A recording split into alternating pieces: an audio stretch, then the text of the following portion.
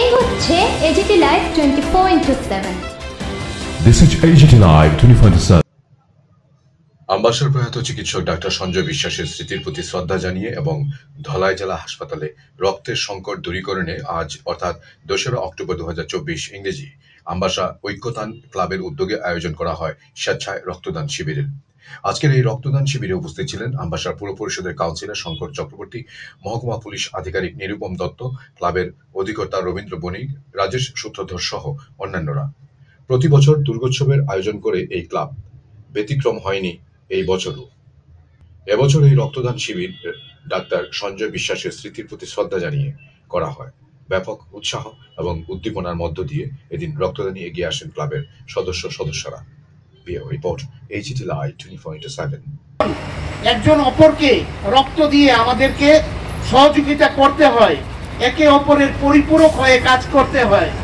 আজকে থ্যালাসেমিয়ার রোগী যারা আছে সেটা আমাদের ভাই বোন হতে পারে। থ্যালাসেমিয়া রোগীর তার একটা রেগুলার ইন্টারভ্যালে তার রক্তর দরকার পড়ে।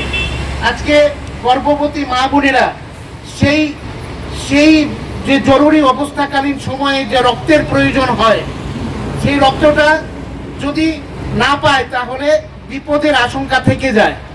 আজকে যে কোনো ক্যান্সারের পেশেন্ট, ওনাদের ক্যান্সারের পেশেন্ট সেটা আমাদের এই সমাজের যে কোনো কারোর হতে পারে। আজকে ওনাদের যে হিমোগ্লোবিন পার্সেন্টেজটা প্রতিনিয়ত এটা ফল করে, এই যে ফল করে এই বিষয়গুলো উপরেই নির্ভর, মানে প্রত্যেক দিন যে রিকোয়ারমেন্ট থাকে আমাদের। আমি শুনেছি আজকে যারা আমাদের শ্রদ্ধেয় ডক্টররা এসছেন আজকের এই মহতি কাজে বাস্তবায়নের উদ্দেশ্যে, ওনারা বলছিলেন যে আমাদের ডিস্ট্রিক্ট হসপিটালে প্রত্যেক দিন 6 ব্যাগের মতো রক্তের দরকার পড়ে। তাহলে আমাদের মোটামুটি উনি অ্যাভারেজ বলেছেন যে মাসে 200 ব্যাগের মতো আমাদের রক্তের দরকার পড়ে। তাহলে আজকে আমরা যারা সবাই যখন এটাকে এটা নিজেদের মতো করে নিজেরা যখন চিন্তা করব যে আমরা এই কাজ আমরা প্রতিনিয়ত রেগুলার ইন্টারভ্যালে প্রত্যেকে আমরা করব। কারণ আমরা রক্ত যদি প্রত্যেকে একজন অ্যাডাল্ট পুরুষ প্রত্যেক 3 মাস অন্তর আমরা রক্ত দিতে পারি।